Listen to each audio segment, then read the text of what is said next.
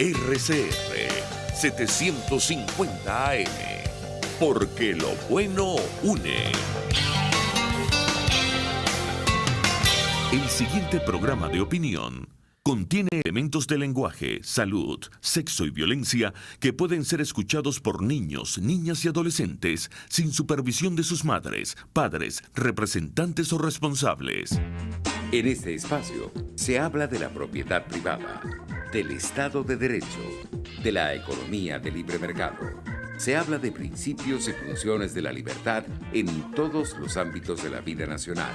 Aquí se habla libertad. RCR presenta Aquí se habla libertad con Víctor Maldonado. Muy buenos días del día miércoles 16 de octubre del año 2019 a 15 días de Halloween. No sé, digamos, qué tipo de programa iremos a hacer por esos tiempos, pero lo cierto es que estamos aquí. Buenos días a todos los que a través de los canales de comunicación están con nosotros. Twitter, @RCR750, Periscope, @RCR750, RCR.tv, TuneIn, YouTube y cualquier forma, a través incluso de los caracoles, nos estamos comunicando con ustedes. Leemos la borra del café. Siempre y cuando podamos comunicarnos con ustedes, nosotros estamos dispuestos. Saludos a Yoyo Suárez, a Pepe Blanco, Peter Palczynski, Félix Guedes, en fin, a todos los que en este momento están conectándose con nosotros y mandando ese saludo que es nuestra mejor y más cálida retribución de parte de ustedes, el saber que ustedes están con nosotros. Gracias a Jaime Nestares en la dirección general de la estación, a la gerencia de producción que está a cargo de la gran Wilipsa Arcaya, que además hoy está en los controles también, y por lo tanto tengo que decir, en los controles también está Wilipsa Arcaya, de verdad una súper profesional integral. En la producción Catherine Manzano, así que todo tiene que salir bien porque estoy en manos de mujeres hoy. Estoy con la grata visita y compañía del embajador Milos Alcalay. Vamos a escudriñar, a remover las entrañas del plano internacional con uno de los venezolanos más experimentados en el tema internacional, todavía activo. La verdad es que tenerlo aquí en cabina y en Caracas es un privilegio. Acaba de llegar de una gira por Europa, gracias a la Fundación Naumann, una fundación liberal, y ya nos contará. Y bueno, nada, comencemos. Embajador, usted fue embajador de la República Civil Venezolana. Sí, embajador de Venezuela, del Estado venezolano. Del Estado venezolano. Y hablo de la República Civil porque los últimos 20 años ya es otra cosa, aunque usted estuvo. Claro.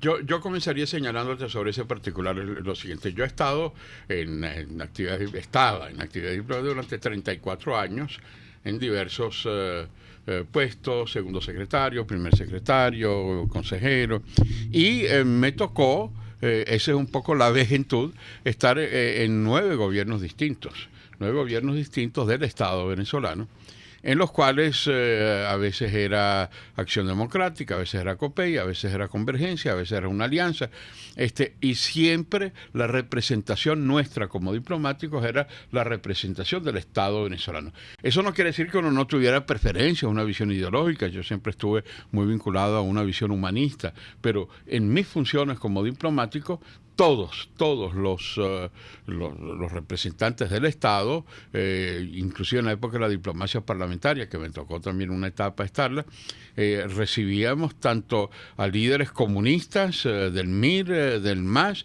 y a los mayoritarios en aquel momento de Acción Democrática y de COPEI. Lo mismo a nivel de las embajadas.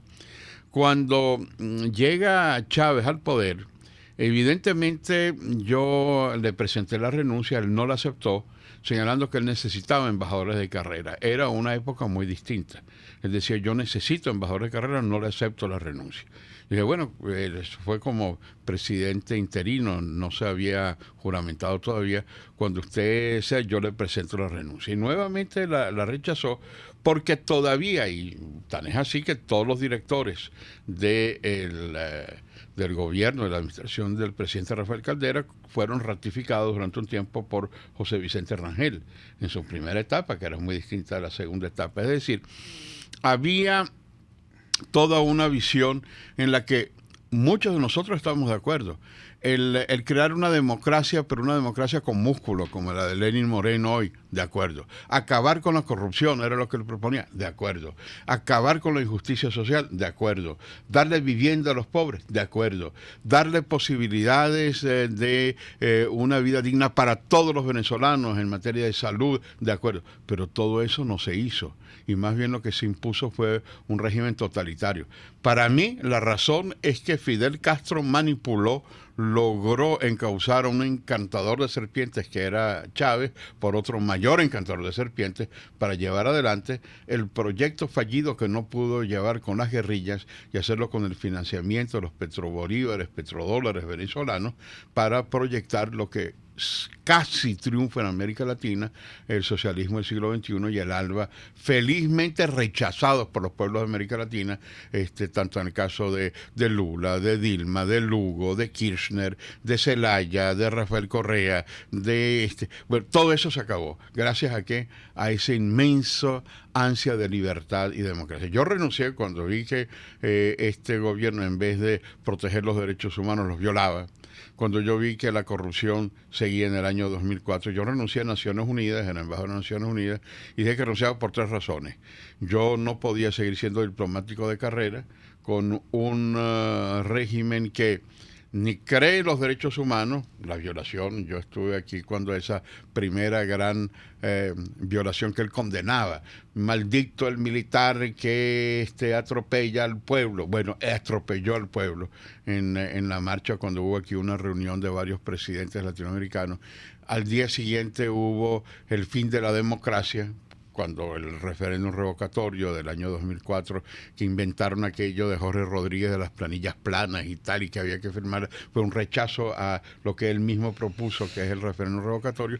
Y el tercero, el fin de la diplomacia, cuando comenzó a insultar a países, a Fox en México, en Uruguay, a Valle. Por cierto que hoy México y Uruguay, a pesar del rechazo que hay hoy, lo apoyan porque hubo un cambio de régimen, con AMLO en México y con el Frente Amplio en Uruguay.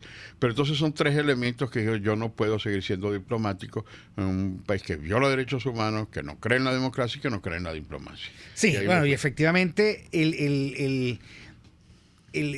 hablando de Uruguay, uno visita Uruguay y uno ve cómo el Frente Amplio es lo más impopular imaginable en su política exterior en el caso venezolano. No lo apoya nadie. Pero ellos igual insisten en tomar distancia de los problemas del venezolano. Sí hay que decir que garantizan todos los derechos posibles para una inmigración de venezolanos, un país tan pequeño de 4 millones de habitantes. Hay 40.000 venezolanos ya registrados y la verdad es que son bien recibidos y con la protección que el gobierno pueda dar. Pero el gobierno no va más allá. No va más allá y es una política explícita. Ahora, embajador, usted probablemente le olió los pasos a esa macolla internacional que se llama el Foro de Sao Paulo, que a veces a uno le daba tenía dificultades de entender que existía y que tenía capacidad de movilización, pero a mí me queda absolutamente claro la secuencia que hay desde que se reúne el Foro de Sao Paulo y la capacidad de la izquierda de desestabilizar gobiernos. Sí, es importante. El Foro de San Pablo, inicialmente en los años 90, surge con el colapso del mundo comunista, que parecía que no iba a ser posible. Algunos opinaban que una vez que los comunistas llegaban al poder era absolutamente imposible que lo dejaran, y vimos cómo la caída del muro de Berlín, la glasnost, la perestroika, hizo que sucumbieran los países comunistas. El último de los mohicanos, porque hasta China había comenzado a cambiar, fue precisamente el régimen de Cuba. Y a través de Cuba, ellos proyectaron, los viudos y viudas de un marxismo colapsado, la creación del Foro de San Pablo. La verdad es que el Foro de San Pablo no tenía ningún representante de gobierno en los años 90. pero se concentraron fundamentalmente en los movimientos sociales. Y en esos movimientos sociales estaban los sindicalistas brasileños con Lula, estaban los indigenistas de Bolivia, estaban las fuerzas guerrilleras, las FARC, Ejército de Liberación Nacional, es decir, toda esa especie de macolla que estaba dentro de la integración, pero no era un plan de desestabilización social, pero todavía no había llegado al gobierno.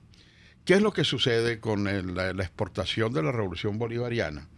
La financiación de la llegada al poder de esos movimientos sociales marxistas apoyados por el Foro de San Pablo, llegan a ser presidentes. Evo Morales y Ortega viajaban en el avión del presidente Chávez antes de ser presidentes. Él llegaba a una cumbre con sus amigos, cosa que es absolutamente irregular. Pero claro, era un poco... no le pusieron un paro. Y aparte de eso, financió la llegada de Ortega, financió la llegada de Evo Morales, después de Lula, después de Kirchner, después de Rafael Correa. Y entonces esos movimientos sociales se convirtieron en gobiernos. Al llegar a ser gobierno, la cosa cambia. Entonces es consolidar en el poder regímenes totalitarios del socialismo del siglo XXI. Y ahí es donde el Foro de San Pablo ha tenido, pienso yo, algunas oscilaciones en el sentido de que las películas se ven muy claras hoy retrospectivamente, pero en aquel momento se fue construyendo. ¿Qué fue lo que pasó?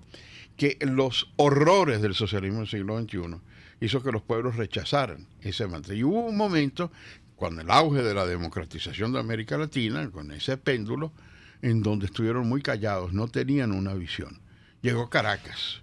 Y en el Foro de Caracas, bueno, ya antes había unas reuniones preparatorias, señalaron claramente la estrategia, y eso no es porque uno ha hecho una visión de espionaje, sino de leer los documentos que ellos han publicado. Es que se veía venir esto. Era consolidar en Venezuela el régimen de Maduro, consolidar a Ortega y a Evo Morales, apuntalar a que la vicepresidenta Kirchner regrese al poder y tratar al mismo tiempo de desestabilizar las democracias.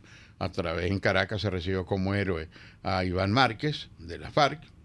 Ahí después vino toda la cuestión del pase de él a las guerrillas, el Ejército de Liberación Nacional en Venezuela tratando de socavar el régimen democrático de Duque.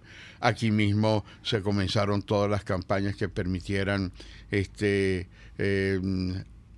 aplastar o tratar de caricaturizar la cuestión de Bolsonaro y al mismo tiempo respaldar a Lula. Todo escándalo con el incendio amazónico. Así es. Los incendios amazónicos, a mí como embajador en Brasil me tocó ver ese drama tan grave, pero nunca como en esta ocasión se manipuló la verdad, con unas posiciones que no son las del presidente Bolsonaro. Todos los presidentes del Brasil eran muy susceptibles a la idea de la internacionalización del Amazonas brasileño. Ellos decían, vamos a luchar en contra de la deforestación, pero eso sí, dentro de una política que lleve Brasil, no que vengan de Europa para decirle con 20 millones de que venga euros, Macron a decir qué es lo que tiene que hacer. Lo que había que hacer. Entonces, yo creo que hubo ciertamente todo un plan. Por ejemplo, en la cuestión de Amazonas se critica a Brasil, pero no se hace lo mismo con Bolivia. O Venezuela toma el gobierno de Maduro, el régimen de Maduro, toma la bandera de denunciar a Bolsonaro, pero no dice nada de las barbaridades que se han hecho. Sí, del desguace de nuestra Amazonía con el arco minero. Así es. Entonces, claro, son dos pesos y dos medidas, pero la visión, regresando a la idea, la visión del Foro de San Pablo hoy es de desestabilización de la democracia, apuntalar las dictaduras del socialismo del siglo XXI y al mismo tiempo utilizar todo eso como una especie de lucha contra el imperialismo, contra el colonialismo, entre comillas, porque eso es sencillamente una especie de pantalla politizada, propagandística, para tratar de señalar que son víctimas cuando en realidad son ellos los actores de su propio fracaso. Yo le voy a pedir, estamos con el embajador Milos Alcalay, un estadista venezolano que con tanta experiencia y a quien le agradecemos muchísimo que está con nosotros hoy, pero nosotros vamos un momentico al corte y ya regresamos para seguir conversando sobre política internacional. Aquí se debaten temas de interés nacional e internacional. Aquí se habla libertad con Víctor Maldonado. Solo por RCR.tv, la radio que se ve. Sintonícenos a través de Periscope, @RCR750, la radio que se ve. ¿Te imaginas unos deliciosos y súper cremosos helados libres de azúcar, libres de lácteos, libres de huevos, libres de gluten, libres de culpas? Te lo tengo.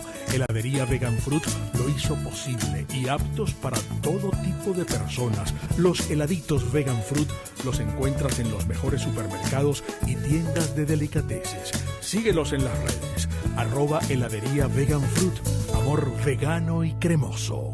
Si buscas cauchos especiales y específicos para tu rústico, te recomiendo Cauchera Fran Luis, donde los consigues como tú quieres, al mejor precio y con las mejores promociones. Bajando por la avenida Baral, al final, al lado del banco, teléfono 0212-481-1752. Correo caucherafranluis72@gmail.com. Cauchera Fran Luis, tu mejor opción. Les saluda Andrés Velázquez y los invito cada miércoles a sintonizar un programa que aborda de cerca la actualidad política y social del país. Contigo, Andrés Velázquez. No te lo pierdas. Contigo, Andrés Velázquez. Solo por RCR.tv. En Twitter y Periscope, @RCR750. La radio que se ve. Ideas para alcanzar un país con libertad económica, democracia política y seguridad jurídica. Aquí se habla libertad con Víctor Maldonado. Solo por RCR.tv, la radio que se ve.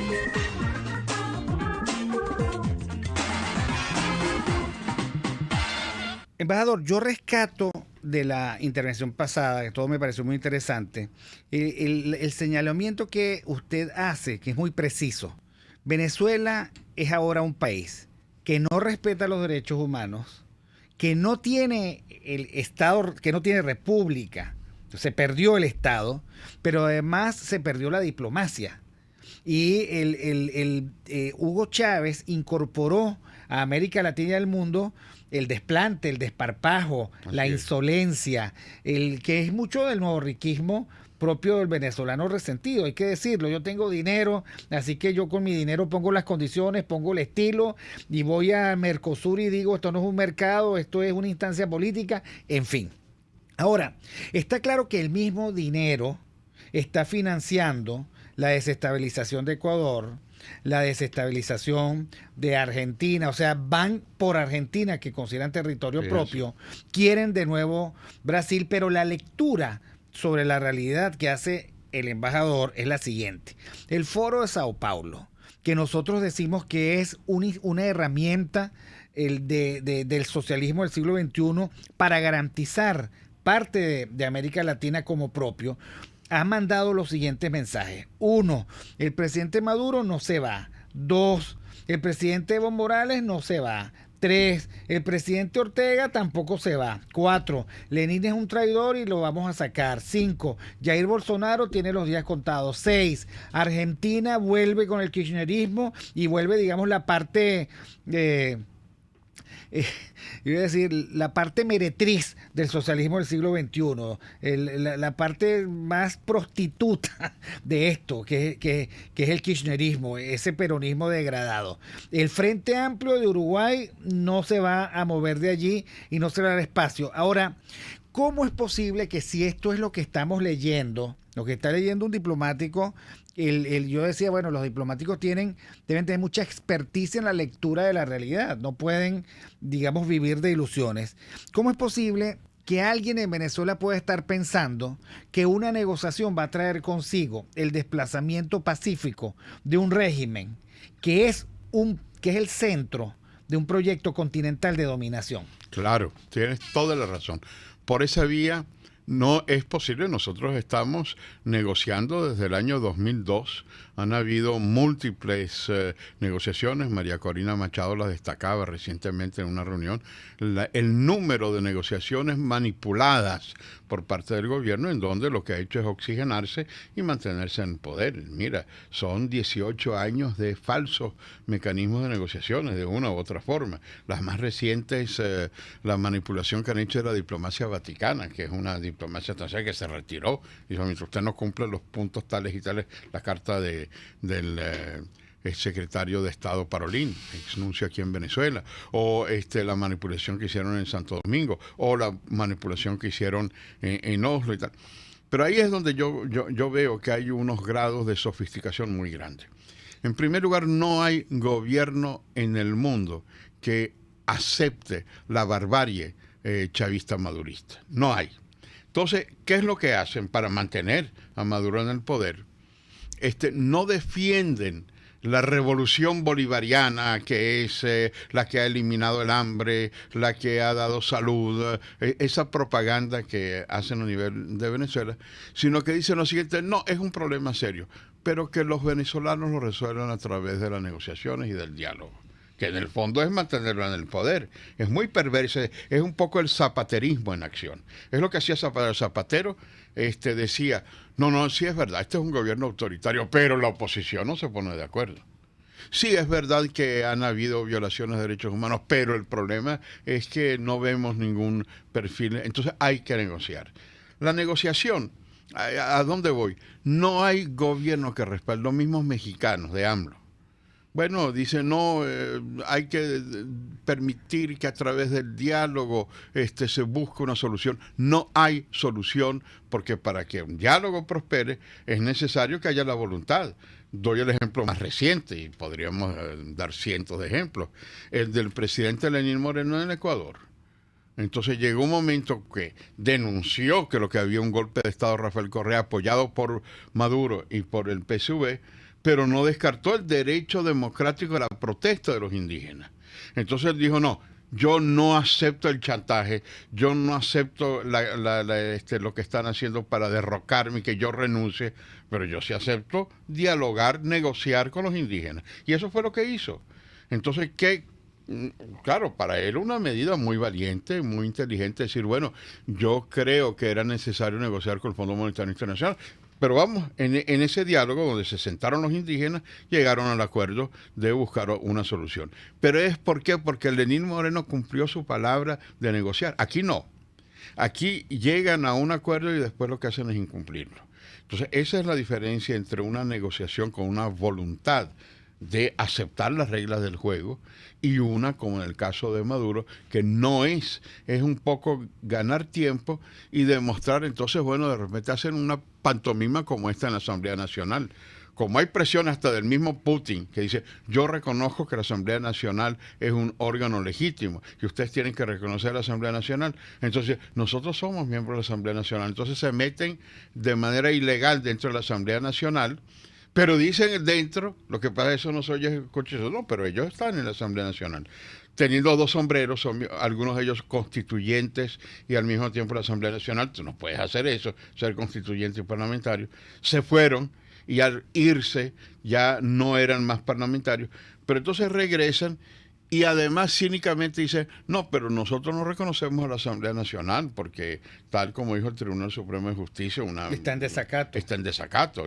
Pero si está en desacato, ¿cómo entras tú a la Asamblea Nacional? Es decir, las contradicciones para manipular la verdad y dar una pantalla internacional de que aceptan la Asamblea Nacional, que no la aceptan. Claro, y además yo creo que ellos son expertos en dañar cosas. Es así. En dañarlo, o sea, en convertirlas en instancias inútiles, pero dañadas. Porque ¿qué es lo que significó esa jugada? Esa jugada significó, 1, que el Parlamento violara su reglamento. 2, que se violara el 191 constitucional que exige la calificación del parlamentario que trata de reintegrarse, porque algunos perdieron su condición de parlamentarios cuando aceptaron otro cargo.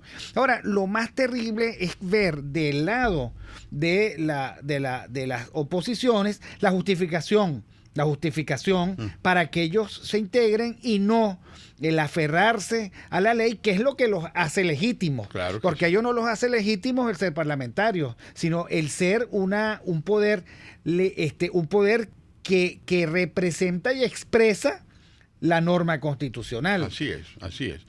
Bueno, te señalaría una cosa, inclusive lamentablemente nuestros parlamentarios aquí, a los cuales hay que aplaudir, porque es digamos, la parte de legitimidad que nos queda, pero también hay que ser muy claros y muy precisos en las críticas, como las que tú haces, que yo comparto. Tú no puedes señalar, bueno, si tú eres constituyente, tú no puedes ser al mismo tiempo miembro de la Asamblea Nacional. Entonces ellos dicen, no vamos a tocar ese tema porque como para nosotros la Asamblea Nacional Constituyente no existe, como no existe, entonces ellos pueden ser miembros. No, eso es una argumentación falsa. No existe porque es ilegítima, pero existe físicamente porque hasta el presupuesto, que es una materia de la Asamblea Nacional, no es materia de discusión de una nueva constitución, pasa por la constituyente. Entonces ellos cuando les conviene usan el sombrero de la Asamblea Nacional y cuando les conviene usan el sombrero de la constitución. No puede ser. Bueno, porque es que lo que usted dice es cierto. O sea, aquí, digamos, se destruyó la república y se destruyó la diplomacia, la lógica de la ley. Eso es lo que está destruido y por eso, digamos, a ellos les parece lo mismo aceptar que no aceptar. Ahora, ellos están dentro del Parlamento y no reconocen al presidente Guaidó, le dicen director de debate. Eso es una barbaridad. Y el director de debate lo tolera. Porque al final, y de eso quiero conversar con usted en el próximo segmento, al final se tratan como peleles y sucede que no son peleles. O sea, al final el creer que Maduro tiene interés en retirarse es creer que Maduro es un pelele dentro del ecosistema criminal que nosotros llamamos, para simplificar las cosas, régimen. Y entonces que es prescindible, pero además piensan que sacando a Maduro de la presidencia de facto, entonces ellos van a tener la posibilidad de restaurar el Estado, la diplomacia y el respeto por los derechos humanos, y yo no lo creo. Pero yo le voy a pedir que vayamos al corte y oigamos las noticias en la voz maravillosa de Argenis Barreto, la voz que enamora desde RCR. Aquí se debaten temas de interés nacional e internacional. Aquí se habla libertad con Víctor Maldonado. Solo por rcr.tv, la radio que se ve. Puedes seguirnos en nuestras redes sociales. En Twitter, @RCR750, la radio que se ve. Informe RCR presenta titulares. Estudiantes reiteran que defenderán la autonomía universitaria. Para el economista y profesor universitario Carlos Ñáñez, el reciente aumento del salario mínimo revela que el país está desalarizado. Todos nuestros nuestros vecinos latinoamericanos hacen un solo ajuste salarial al año, equivalente al 8.7% del salario mínimo en base a la cobertura que se tenga de canasta básica. No así en Venezuela, en donde se rompió el esquema de ajuste contra el petro. Entonces eso también hay que analizarlo. Luego tú lees la Gaceta, te das cuenta que aquel anuncio de hace un poco más de un año, el mes de agosto de 2018, donde se anclaba el salario y la circulación monetaria al petro, fue absolutamente irrespetado con este nuevo proceso de ajuste salarial a 150.000 bolívares. Y quiero aclarar también a la radioaudiencia, porque he escuchado muchísimas entrevistas y notas de prensa en donde hablan de un salario integral de 300.000 bolívares, y es que el bono de alimentación no forma parte del salario integral porque no tiene cualidades salariales. La ONG Azul Positivo acusó este miércoles al régimen de Nicolás Maduro de negarse a comprar tratamientos para quienes padecen VIH. En internacionales, ciclón tropical tocará en las próximas horas el sur de México con fuertes vientos. Y en los deportes, en el fútbol español, el centrocampista Luka Modric del Real Madrid sufrió una contusión en el cuádriceps de la pierna derecha y es duda para el próximo encuentro entre el Mallorca. 11:30. Continúen con Aquí se habla libertad.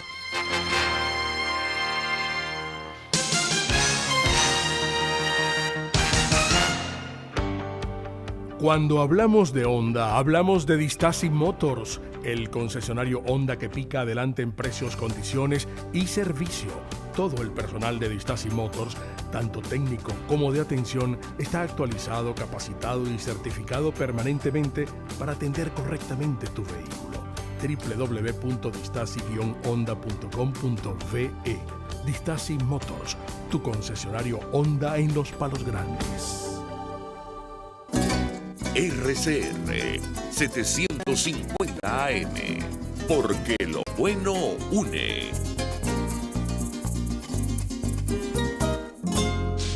En RCR somos vanguardia. Toda la programación de tu RCR también la puedes seguir a través de la internet. Audio y video en tiempo real. Noticias y mucho más. No te pierdas ni un segundo de nuestra programación. No hay excusa ni cadena que valga para que dejes de escucharnos. Ingresa a rcr.tv, la radio que se ve. Ideas para alcanzar un país con libertad económica, democracia política y seguridad jurídica. Aquí se habla libertad con Víctor Maldonado. Solo por rcr.tv, la radio que se ve.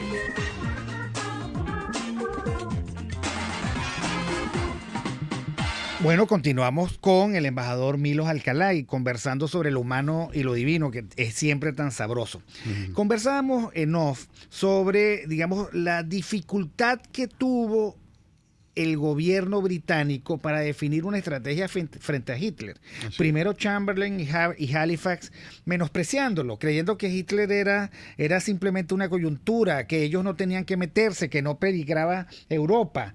Yo que, digamos, me gusta el tema, he leído la preocupación de líderes jóvenes del Parlamento que trataban obsesivamente de colocar al frente del país a Churchill porque creían que era el único que tenía una visión clara. Ahora, nunca fue Chamberlain y Churchill, fue Chamberlain o Churchill. Igual pasó con Francia. El peor momento francés fue el creer que podían tener dos estrategias en simultáneo, Vichy y Pétain por un lado y De Gaulle por el otro. Bueno, al final los colaboracionistas terminaron fusilados. Nadie escribe bien sobre ellos. Son los traidores de la historia, ¿ok?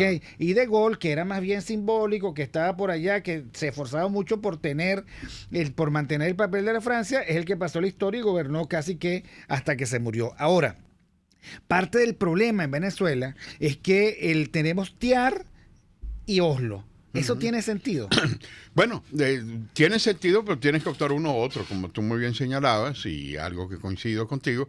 Los que luchaban contra Hitler en Francia podían ser, bueno, recuerda, Pétain fue el gran héroe de la Primera Guerra Mundial, el que obligó a los alemanes a firmar en Compiègne el acuerdo de paz. Humilló a los alemanes en eso, y en la Segunda Guerra Mundial su opción era el estilo de Chamberlain. Y bueno, vamos a preservar parte de Francia, al sur de Vichy, un gobierno para que no nos invadan, no nos vamos a dialogar con Hitler y tal y cual. Y entonces, pero De Gaulle desde el comienzo dijo, eso es inaceptable, lo del mariscal Pétain. Yo no acepto ese compromiso, esa complicidad. Y se fue a Londres, y de Londres, en aquel momento, la fuerza del poder la tenía Pétain. La fuerza de las mayorías las tenía Pétain en Vichy.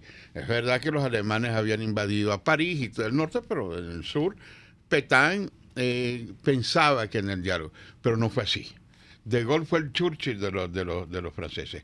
Y De Gaulle actuó, pero tú no podías estar con De Gaulle y con Pétain. Era una cosa o la otra. Tú no puedes, la pregunta tuya, ¿el mecanismo de negociación es bueno? Sí, hay una verdadera negociación. Pero si no hay una negociación, es sencillamente un diálogo gatopardiano para que todo siga igual. Entonces regreso al tema. Tú decías una cosa que es absolutamente cierta. El animus nocendi, decían los romanos, en el derecho romano, que habían dos tipos de ánimo para una acción. El animus nocendi, el ánimo de dañar, y el animus construendi, el ánimo de construir. En el caso del Ecuador de Lenín Moreno, animus construendi, construir una alternativa a través del diálogo con los indígenas. El caso de Maduro es el animus destruendi, destruir alegando que se está buscando una solución. Regreso al tema de la Asamblea Nacional. Yo veo eso con mucha preocupación. Hemos permitido el caballo de Troya, un gran regalo, el caballo de Troya dentro de la Asamblea Nacional. Porque en ese caballo de Troya, lindo regalo para la Asamblea Nacional, entra el caballo de Troya, pero ellos dicen, sí, pero nosotros no reconocemos a la Asamblea Nacional. Pero aquí estamos, aquí está el caballo de Troya. Y dentro de poco saldrá. Sí, nosotros no reconocemos a Guaidó como presidente. Y quiero sobre eso regresar un poco. Cuando se ganan las elecciones y se elige al presidente de la Asamblea Nacional en esta situación anómala de rechazo a la usurpación, bueno, eligen al presidente de la Asamblea Nacional, que es la fuerza de la legitimidad. ¿Qué es lo que ha pasado? Precisamente por normas constitucionales, el presidente de la Asamblea Nacional es el presidente interino, tal como establece la Constitución. Pero esa presidencia interina, si tú le quitas el sombrero al presidente del Parlamento andino, de la Asamblea Nacional, bueno, él pierde su legitimidad ante 56 estados. Regreso un poco más. Siempre he pensado y he dicho y he sostenido que lo más importante de Guaidó no solamente es la presidencia interina, porque eso va a depender de una serie de factores, sino la presidencia de la Asamblea Nacional. Porque hasta Putin reconoce a la Asamblea Nacional. Hasta China reconoce a la Asamblea Nacional. Entonces, de los países del mundo, en la Unión Interparlamentaria, 182 parlamentos del mundo reconocen a Guaidó. Tú puedes no reconocerlo como presidente interino, que es el caso de Rusia, pero Rusia no puede desconocer que Guaidó es el presidente de la Asamblea Nacional. Entonces, ese caballo de Troya, metido dentro de la Asamblea Nacional, tiene la voluntad de destruir por dentro de la Asamblea Nacional. Ojo, porque al permitir que hagan un juego interno y que vayan a obstaculizar más aún de lo que han obstaculizado al quitarle los ingresos, al imponerles que tienen que venir un solo día a la Asamblea Nacional con una llave que maneja un militar, porque ellos no pueden venir si tú tienes como secretario de esa asamblea un documento el miércoles, el jueves, tú no puedes entrar. Solamente entras el martes por concesión graciosa de los militares y del gobierno. ¿Qué parlamento es ese que admite además de eso la ruptura de la relación? Entonces, a lo que yo veo con mucha preocupación ese ingreso de parlamentarios que no creen en el Parlamento. Si tú no crees en el Parlamento, ¿para qué vas a la Asamblea Nacional? Pero además destruirla. Incondicionalmente. ¿Ok? Porque el Parlamento, por ejemplo, el presidente del Parlamento no dijo, ok, vengan, pero vuelven los parlamentarios que están en el exilio. Vengan, pero los parlamentarios que están asilados pueden salir y ejercer el Parlamento. Vengan, pero los parlamentarios que están presos, si es que hubiera alguno todavía, pues que sean liberados. No, como ocurrió en Troya, la gran celebración, tumbaron, dicen, las puertas de la ciudad para que entrara el caballo.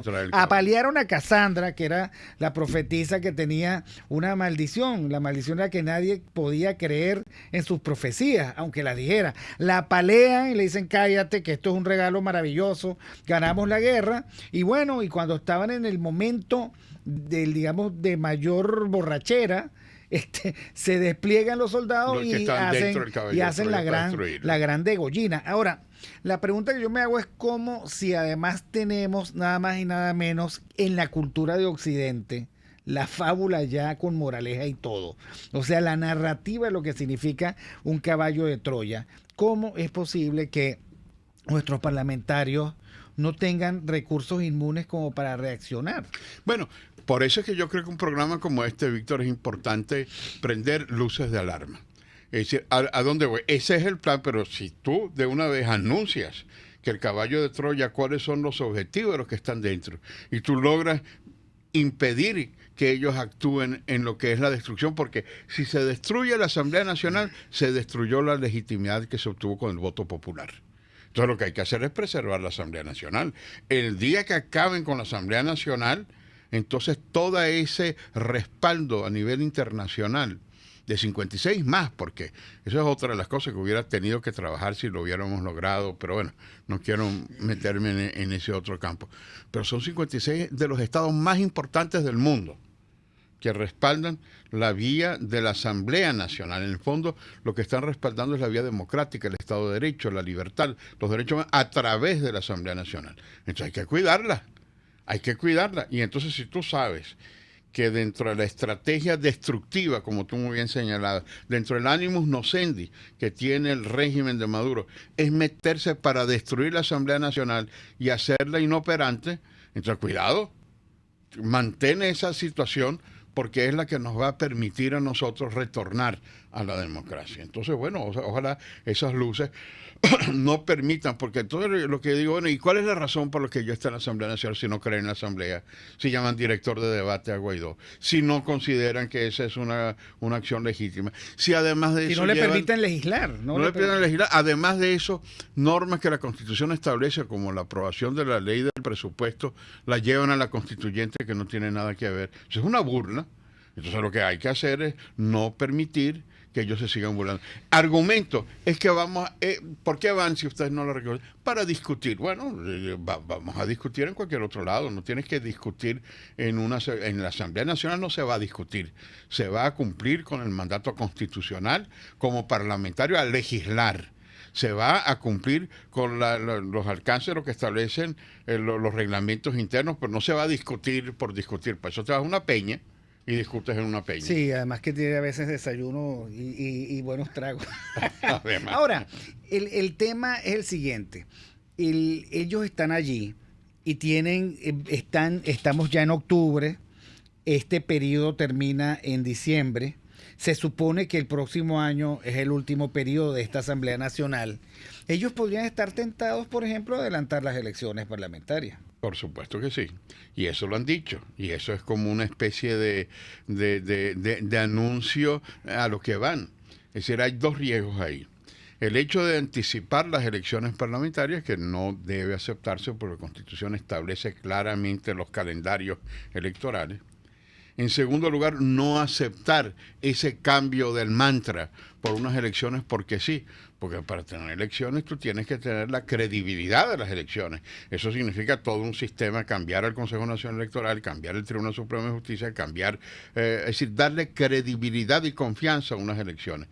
Los venezolanos no van a votar si no creen en un sistema. Claro, pero es que allí los que tienen que ser los garantes de la legalidad y los que resguardan su legitimidad son los que pagan un bono que es ilegal, que ahora acaban de declarar de nuevo ilegal. A mí me parece que la declaración de ilegalidad somete a responsabilidad y rendición de cuentas a aquellos que pagaron el bono y que hicieron esa jugada. Son los mismos que aprobaron el estatuto que rige la presidencia provisional y ahorita lo acaban de violar, porque el estatuto define la secuencia de 3 pasos que caracteriza la presidencia interina, que ahora la quieren cambiar. Son los mismos que no aguantan una sola pedida para ir a unas elecciones y que por lo tanto les importaría muy poco que adelanten la fecha de las elecciones parlamentarias. O sea, el problema es la traición en cascada.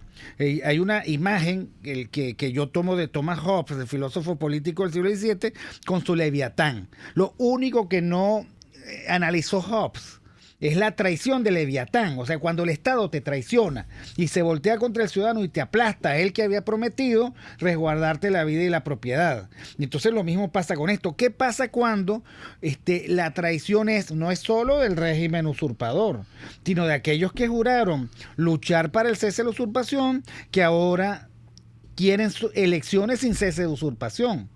Sí. Ese es el tema. Bueno, yo creo que una de las grandes ventajas que tenemos hoy dentro de todo ese mar de angustias en Venezuela es que el ciudadano tiene muy claro el panorama de lo que está viviendo, el que sufre, los 5 millones que se han ido, no son como dicen los chavos, ahorita están inventando que se fueron por las sanciones, los 5 millones, tratando de, ahora sí hablan de que sí hay millones de venezolanos fuera, pero se fueron por las sanciones. Es decir, cualquier invento para tratar de justificar que se han ido, precisamente por, ellos dicen que defiendan a los venezolanos en el exterior, pobrecitos, con el chauvinismo y tal, pero ellos se han ido porque aquí el primer chauvinismo contra los ciudadanos ha sido el del régimen, que no les da pasaporte, los condena a ser indocumentados, que no les da certificado de antecedentes penales, porque entonces allí no entran los buenos y los malos fuera, que no apostillan sus documentos. Entonces, lo que hace el régimen es causarle al ciudadano que emigra las peores dificultades, como si tuvieran una especie de muro de Berlín, pero de documentos, de papeles. Y aún así, los venezolanos salen. Y ahora le echan la culpa al señor Trump, porque salen hace años que están saliendo. Eso no es de ahora, eso de mucho tiempo. Los venezolanos se van fundamentalmente porque no ven aquí futuro, porque no creen que esta crisis se va a resolver, porque nadie va a romper con tanto arraigo si cree que la crisis se resuelve pasado mañana. Así es. Esa es la tragedia. No, y la otra cosa es que no pueden estar haciendo, bueno, el plan de la patria, manda un avión para que vengan 180 pasajeros. No, por supuesto que el venezolano tiene todo el derecho a regresar a su patria. ¿Quién le puede negar a un venezolano? Claro, hay algunos que no, porque lo meten presos, ¿no? Que son los parlamentarios los que están. Pero eso de decir que ellos están promocionando el regreso a la patria, promociónelo creando un Estado de Derecho, creando las reglas que permitan que ese venezolano viva una vida digna como vivió en el pasado. No, y la gente yo creo que quiere república, quiere justicia, quiere decencia, quiere diplomacia, porque ahorita estamos sometidos a que todo el mundo nos pide visas estampadas. Es increíble, nosotros estamos efectivamente cercados por un lado por el régimen y por otro lado por los países que no pueden, con una expectativa de migración tan marcada, que entre 6 y 8 millones de personas es muchísimo más que el desplazamiento de los sirios por la guerra. Así. Pero vamos un momentico al corte y ya regresamos para el cierre. Aquí se debaten temas de interés nacional e internacional. Aquí se habla libertad con Víctor Maldonado. Solo por RCR.tv, la radio que se ve. Puedes seguir nuestra programación a través de RCR.tv, la radio que se ve. Quiero invitarte al restaurante Távola Calda La Lagunita, simplemente porque la vas a pasar muy bien. Los platos de su chef conjugan a la perfección el Mediterráneo con el Caribe, las porciones generosas y el ambiente es cálido y familiar. Comprueba que bien vale la pena en Instagram, @Távola Calda La Lagunita, la experiencia gastronómica que siempre querrás repetir. Moisés Naim en Efecto Naim.